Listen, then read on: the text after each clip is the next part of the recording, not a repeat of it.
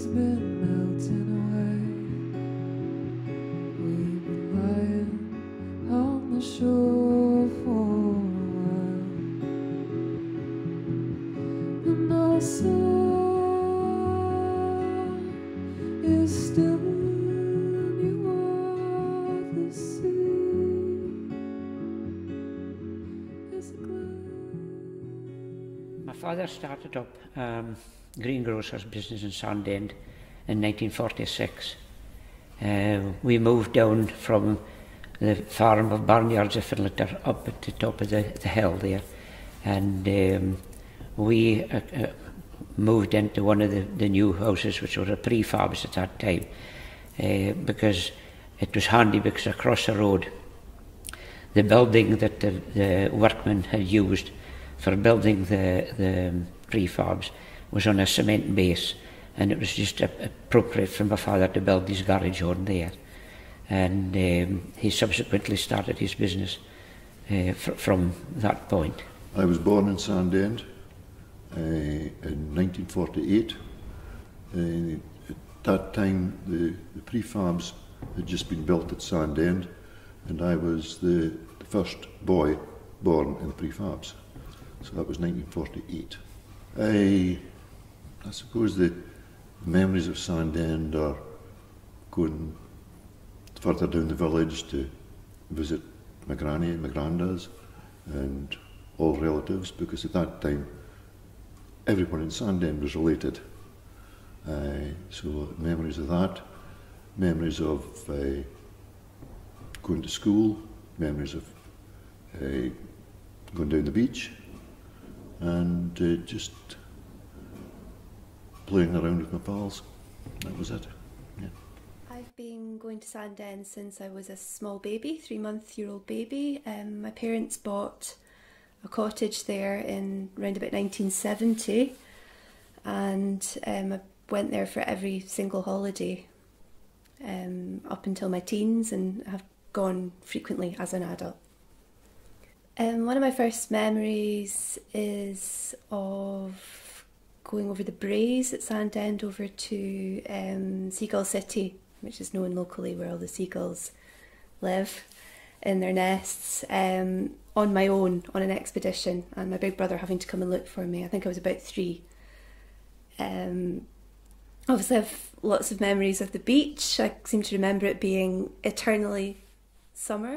I remember going to the beach, and on the way going to the wee shop and getting candy floss and ice lollies at the Winfield's shop, and going to the beach, spending days on the beach in the summer with my mum and my siblings and my dad. The beach has always been popular. If you go back to maybe the 1920s and 1930s, the residents of Sandend, they didn't have much money. They were all fishermen, and fishing wasn't that good at the time. So to try and augment that, during the summer, the occupiers would let out the house for visitors to come, and they would come, and the occupier of the house would then move up into the loft and stay there where the nets were mended, or they would go out and stay in the wash house outside while the visitors were there. Of course, at that time there was no water, no sewage, no electricity, so the lady of the house had to carry buckets of water for her guests, and of course she also had to empty the toilet a couple of times a day. So the attraction for these visitors was the beach, and they would come from all over, Glasgow, Edinburgh, Perth. They would come up, motor up maybe come by train, because at that time there was a station just up at Glasgow, so it was busy at that time. However, in the war, the Second World War, during that, visitors, that trailed off. After the war, it did pick up a wee bit, again, the attraction was the beach. People would still come to the beach from all around, you know, and if it was a nice day. And of course now we still have visitors, but they have holiday homes. And again, the attraction is the harbour area, and the beach. Back in the 50s and 60s, you could access the beach with motor cars.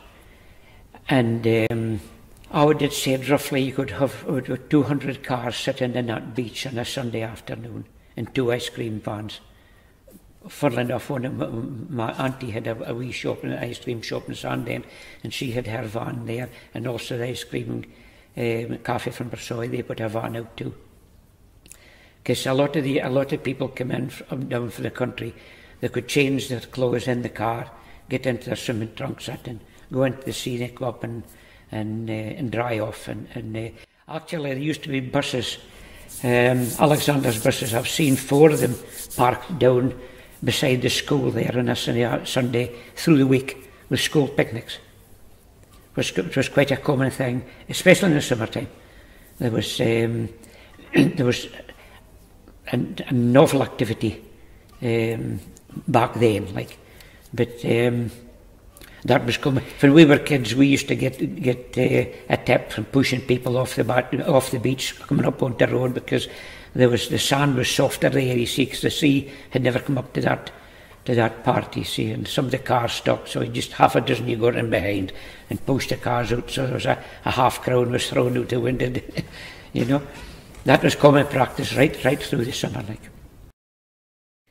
One big feature of it for me as a kid, although I'm not sure if I entirely properly understood why they were there, were the blocks, although I probably did ask. I was quite a curious kid. The blocks that were put there in the Second World War to prevent the Germans invading, I think, from Norway. They were worried the Germans were going to invade. And the gun houses as well, they were quite good fun to go in as a kid. And I think teenagers did bad things in there when they, I wouldn't know. When we were teenagers, it used to be a good place to hide out. There was another gun house on the road, but I think that had been sealed off to stop people going in. So that's something I really do remember about the beach. But just endless days of sunshine, absolute happiness, really. Any song from the early 80s just reminds me of being on that beach. I used to have to get dragged back in the car at the end of the summer. And these blocks that are still there was Churchill's beach defence idea, which even started Scapa Flow and right doing so. That's why in fact, there's a lot of beaches that I've been at, I've never seen these. But the Sandend seem to be unique at the style here. Maybe they've been removed, I know, or maybe disappeared, but the Sandend ones are still, they're still here. It's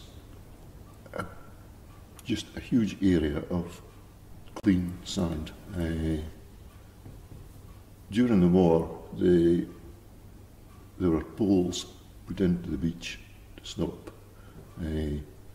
landings. The blocks were also built. The blocks are still there, and really we need them there for erosion. Otherwise, the sea just keeps going further in and further in. I remember going to the beach in the morning. It was a nice day, down with the pals down the beach and into the water, home for lunch, back down again in the afternoon.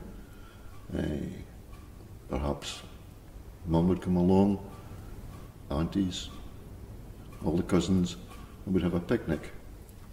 The picnic, of course, was you had your tea, and the best china came down, and biscuits, sandwiches, and whoever stayed nearest the beach would nip home, boil up a couple of kettles, and come back with the hot water for the tea.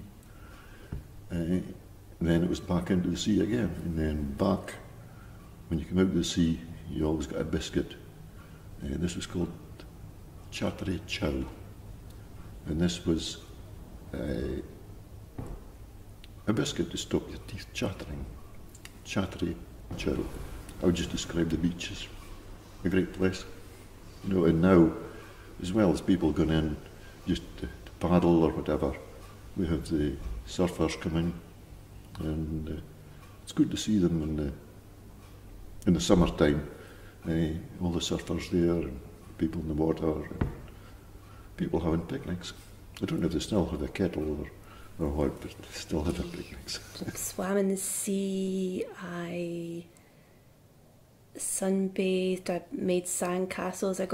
I'm the youngest by quite a long way, so I've spent a lot of the time getting buried by my older siblings up to my neck, and as they like to do. As a teenager, we had parties on the beach with bonfires, which was great.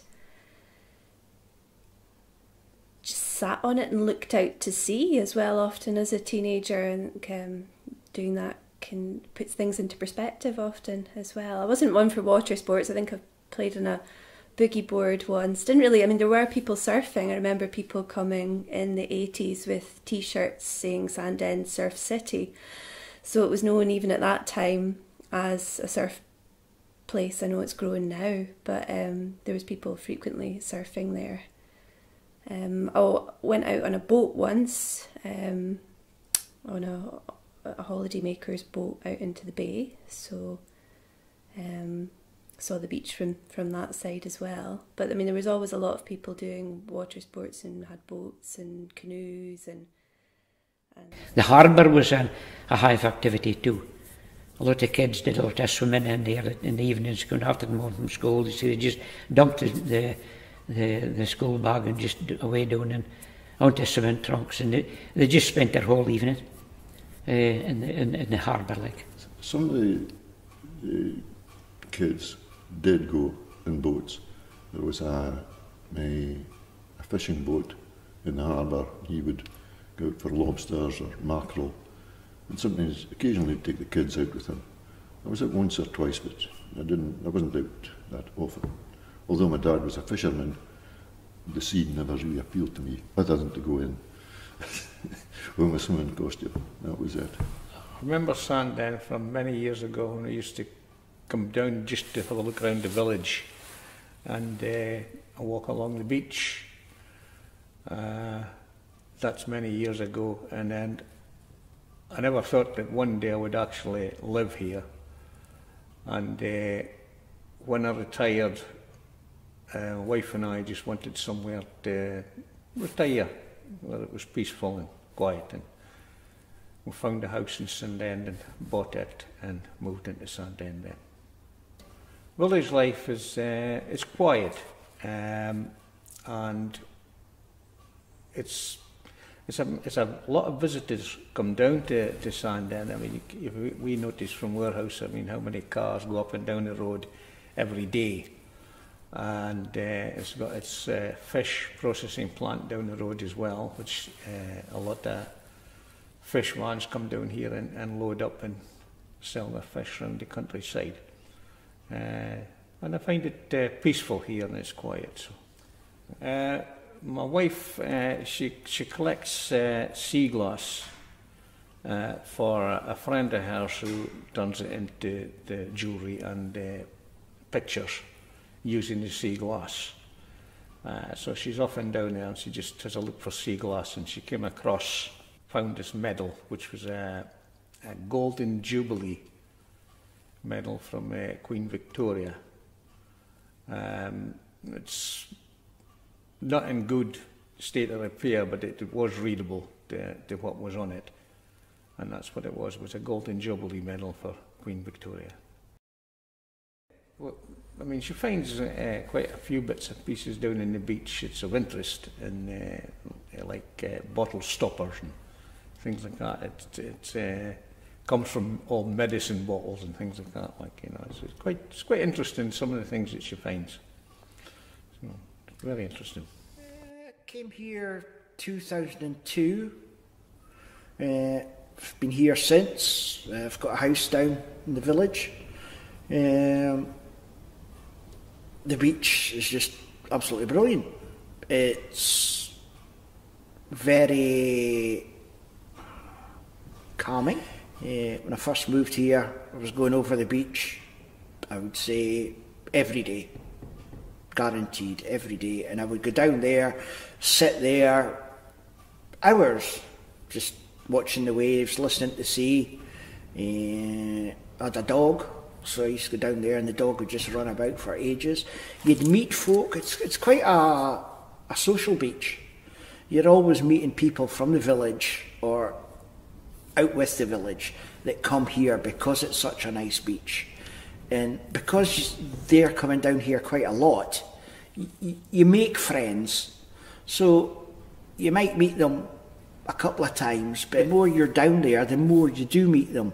So you actually make quite a group of friends off of the beach, as well as friends that you've got that live in the village. You know, so it can be a very social gathering point, I could say. You know, we go down there, we have barbecues, you know, go down there at night, have a bonfire on the beach, barbecue, a few beers, just a general get together on the beach with friends, family, campfire, and everybody just sits there. All the dogs will be running about, the kids will be building sandcastles. If it's still warm, they'll be in and out of the water, you know, kids eating sandwiches, adults burgers or whatever, plus beers, of course. You know, so it's a very, I would say, it's a very important part of the community and the surrounding areas. Well, one of my favourite stories about that beach is that one of the big features of that area, in fact I think there's a dark sky park not far from there, is the night sky. You can see the Milky Way really clearly. And I remember, well, a couple of things I remember. I do remember meteor showers and making a midnight feast for me and my friend. The midnight feast consisted of wham bars, and she'd come to my house and throw stones at my window and we would sneak out and see these, but I slept right through. I'm sure I've seen them on other occasions, I have seen them on other occasions.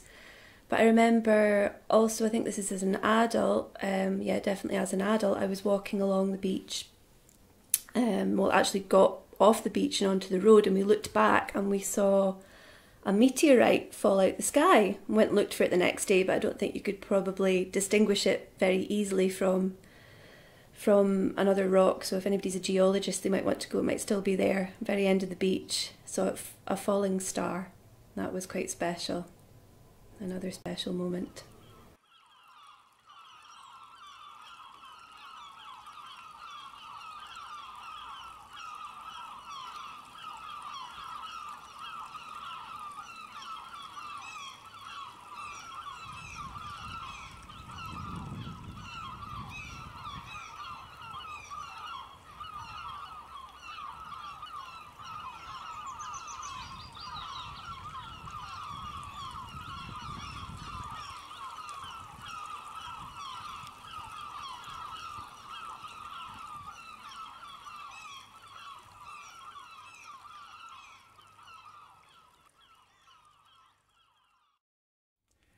The beach, I think, I would say is one of the best beaches in Scotland.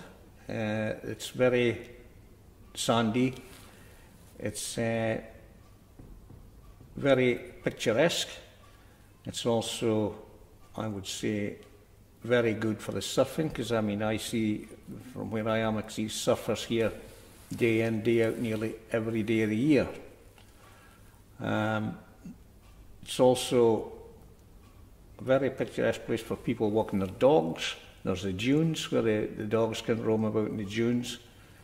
I walk quite a lot. I walk from here sometimes to Portsoy, going along the cliffs.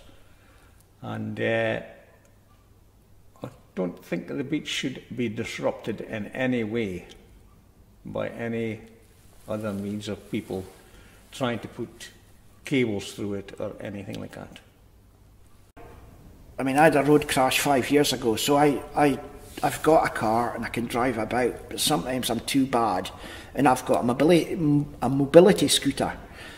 And due to that beach being so shallow and everything else, it's easily accessed for me and other people on wheelchairs. You can get right onto the sand. It's really smooth. You can go about quite easily, especially with the crutches.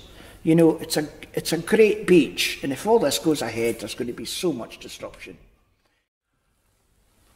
I think the sands, if they disrupt the sands, it will affect the surfing on the beach, because if the sand dunes are moved, then they probably won't ever come back to what they are, and it will affect the surfers, and also the disruption which it could cause to people visiting the beach, which is, as I said, was busy all year round. People dog walking, and especially in the summer when caravan sites full and people using the beach for picnics and everything like that. The disruption, which obviously there's going to be a drilling rig here, which is going to be making a noise, which will probably affect people in the village. And I would also be concerned that the beach would never come back to what it should be, irrespective of the promises that they make, because of what I've seen by cables coming in other parts of the countryside. I believe they have been shown some plans, but at the moment they're told that this is just one of the options. Don't think so. I think this is maybe there are a few options, but this is the one they've their eye on. How it's going to affect the beach itself, I don't really know. Any construction work, I'm concerned about that. You know, the bridge as you come into Sandend, is it going to withstand heavy machinery coming in?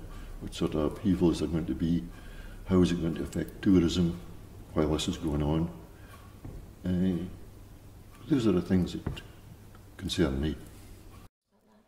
Well, yes, it'll probably cause a bit of a disruption.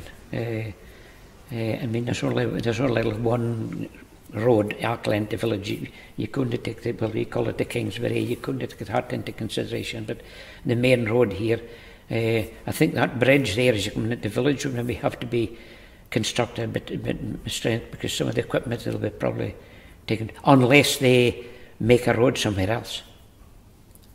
This is the thing we don't know. You see, there's no information saying that they would be making a new road or anything like that. They would have to stick to the original road that's coming into the village, you see. To start with, there wasn't really any liaison with the Sandend community as such. There was some very small adverts in the local press saying about consultations here and there regarding the landfall, the cables, but it was very, I wouldn't like to say hush-hush. It was very much, right, okay, we'll advertise it, but we'll do the minimum that we have to do to be a legal requirement. You know, so a lot of people didn't know about it. And it was really word of mouth, you know, and that's how it spread.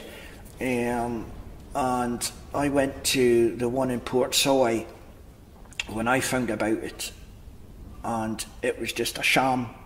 There was very little pamphlets available to people. I wrote feedback on one of the forms. There was a friend was in later on after me. When I'd asked, I didn't have a pen or anything with me. When I'd asked for something to fill up the form for feedback, I was handed a pencil. Now, when my friend was in later on, he got handed my form, but it had been rubbed out. So my concern was how many other forms had been either thrown out or rubbed out if it didn't suit what the company's view were. So I made it totally clear with the company that the consultation they had there was just an absolute waste of time. Their communication with the village had been absolute rubbish, and due to other people complaining and involvement within the community council, that the company came to the village hall here and did a sort of a question and answers with the village. And since then there's been another one here at the hall, and they are genuinely trying to get the community involved for feedback and information from the company now, but to me it's just a little too late, because I've already got my opinion that they're just basically, it's a token gesture. You know, the damage was done at Portsoy when the consultation there was just so rubbish, you know. That's my general opinion. I was at the consultation process here back on March the 7th, and they say they're going to do this, and there is other places where they can bring it in. But the way I look at it is that this is our cheapest option, and of course, as usual, money is where it all boils down to. So, irrespective of the consultations, I still feel that it won't matter what we say, we're going to bring it through here, and that's our big concern. About cables coming in, and I was down at the beach just now and just took a short video, and I thought I would like to see them trying to put cables in there today. You know, it's so wild and just exactly what effect the cables would have, it's difficult to know. The company that's doing it, there's going to be no problem, but we've heard all this before. The company that's doing it have experts advising them. Unfortunately, we don't. We just have to maybe believe what they're saying, or it's very difficult to know. Well, we've been told that the cables will come in offshore a bit, and then they'll be drilled underneath the beach, and will come out on this side of the dunes, where there'll be a connector cables put in, and there'll be actual sites in the ground where they'll be put in there. Now that's okay, people saying it sounds good when they say that, but I mean, Port Gordon, it's been going on for years now, and there's a lot of disruption there also, but it's not in the village. It's not affecting the village, it's outside the village. I have people that's worked at Black Dog, and the residents there didn't want it in the first place, but they put the substation there, and it's just been a total disaster. The whole area is like a bomb site. So what they say and what they're going to do, I don't believe. I don't believe it'll come in without any disruption at all. I would say that most of the people would be against it. Even the younger people that's up here, up in the newer part of the village, I think they would be. It'll cause a lot of disruption actually in the village, where not only the cable going into the beach, but where the cable's going to go. The route that that cable and whatever part of the infrastructure is going to be, where it's going to go to the village. Well, obviously they'll take the easiest. They'll take because Sandend surrounded with embankments and hillside. They're going to go to the. I would say that if they're going to come out to the Sandend, they'll follow the burn, because that's the direction they're going to be going if it's going to Keith. I recently saw a little map just yesterday, in fact, but it was, the writing was so small you'd need a magnifying glass, but it looks to be as though it's heading like what'd you say, like north-east. And that, as I say, that's only because they're going to have to dig into the embankment and the brae up here, and at any side on the west side and the east side. So I would say they'll take the bit. It's at the lowest point, which will give them the least expensive part of the route to go. It'll tear up agricultural ground and things like that. It'll be. I know that they have got machinery now that they can dig underneath the ground and have no impact on the surface, like. But it's bound to affect other people and other things, like before it comes out the village. The Save Our Beach campaign was going well. We had over 5,000 signatures for campaigning against the landing of the cables at Sandend, and it's been well received on social media. But hundreds of people that speak about when they come here, and they come up here every year, and they're very concerned about the impact it's going to have on the beach, and they're mostly all against it. I haven't heard anybody in favour yet of actually landing these cables here. You know, people say, well, it won't really affect the beach. But you turn around to them and say, well, how would you feel sitting with your toddler on the beach having a picnic with 4 million volts underneath you on a cable? And they're like, oh no, I won't have that. You know, they just think that it's a cable, but they don't think about, you know, what's it called? The radiation and frequencies, and you know, all that comes off of cables. You know, there's a lot of, especially overhead pylons, there's been a lot of stuff come out about that, and there was never a problem with overhead pylons years ago, but now there's the risks of people living beneath overhead pylons and all that. Now, to me, there's not enough research been done with the effects and side effects of that cables coming in the beach to foresee what will happen in the future. I feel it's completely, well, it's the wrong place.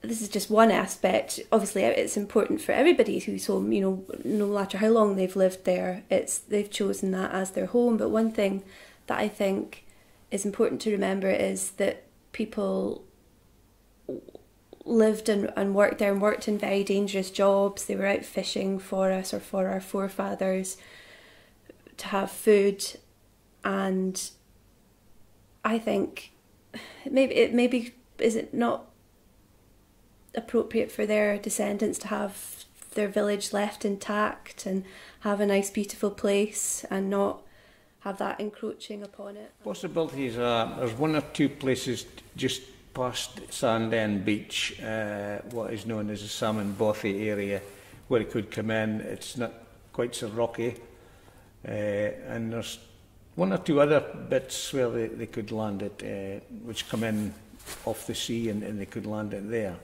It might be a bit more expensive, obviously, because it's a bit more drilling, but I mean, they're spending millions and millions of pounds on this, and I mean, so what's another million, in fact, if it cost that to do it? That's what I see it as. I've thought about it in depth. It's the only thing I would like to know is if there was more information on the infrastructure it's going to be created, how deep the cable is going to go. You see, the thing is, I don't know if they've ever did a study there, but during the war, the coastal defences were built. When I came to Sandend for a start, there was telephone poles, the length of telephone poles, about 20-30 feet high, embedded in huge blocks of cement right across the beach, from the west side to the east side. In fact, we used to play on them and hang ropes between them and things like that, you know. And we actually did a wee bit of dangerous carry on sometimes. You see how long you could stand it on at the foot of the pole, just the tide, before you made a dash back to the beach again. So I don't know if they've had any survey done. If these things are still bound to be there, because they've gradually sunk down through the sand through the years. You see, as I say, all the time we stayed in Sandend. Some of them got broken with the high tides, like, but the huge cement bases were still there, and they probably are still there. And some of the poles are probably still intact, but as I say, they've gradually just sunk down through the years. I've done quite a bit of research into it, and I mean, I don't have nothing against renewable energies and all that. I'm all for it, you know. But I don't understand why they can't do it somewhere where there's going to be a smaller impact.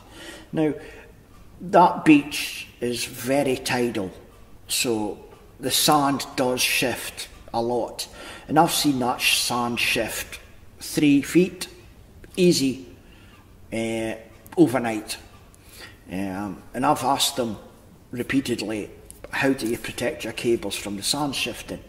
And they're like, oh, well, you know, we can cover it with rocks, we can cover it with a concrete mattress type thing. I don't know what a concrete mattress is, but to me it's covering it in concrete.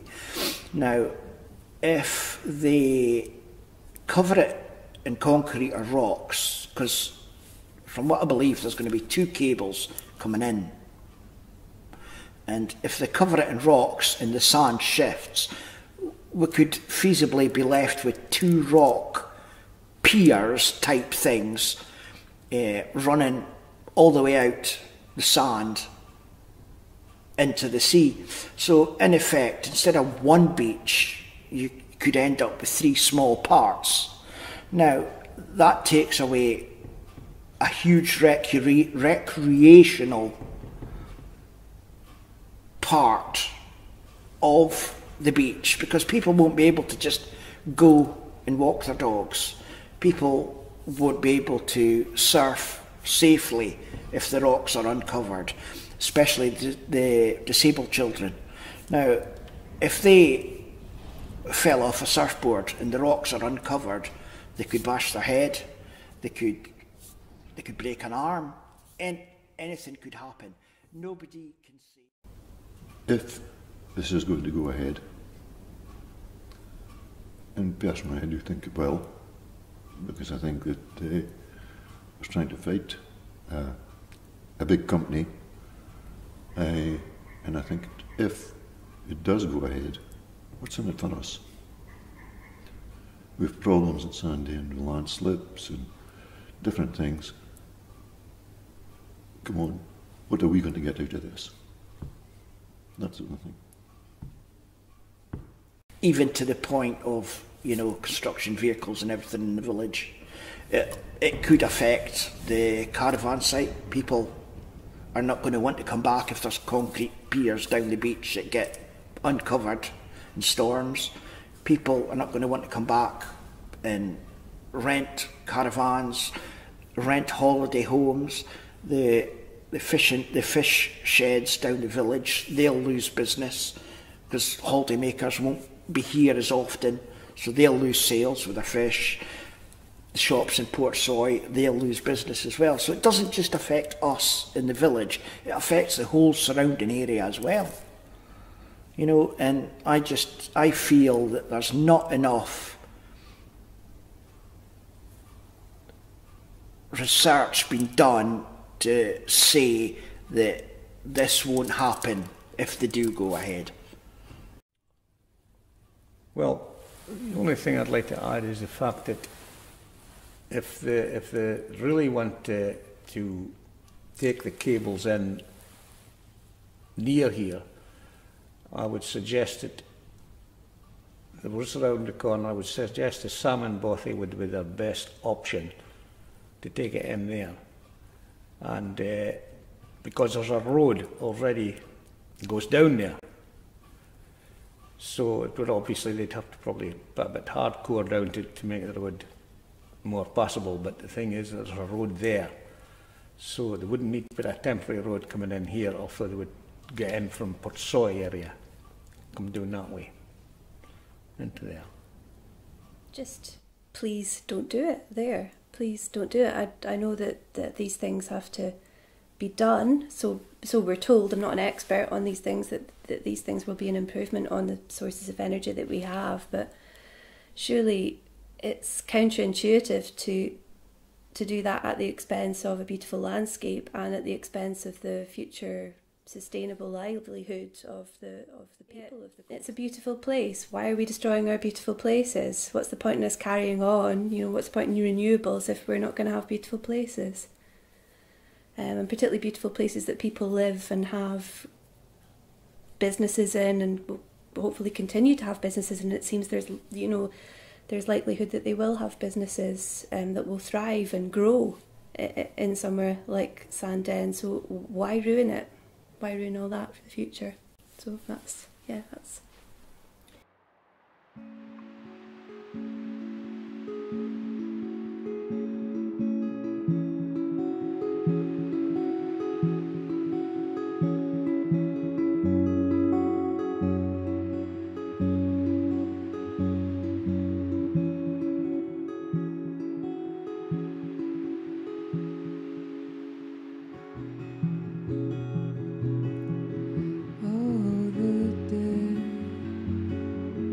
Has been melting away. We've been lying on the shore for a while, and also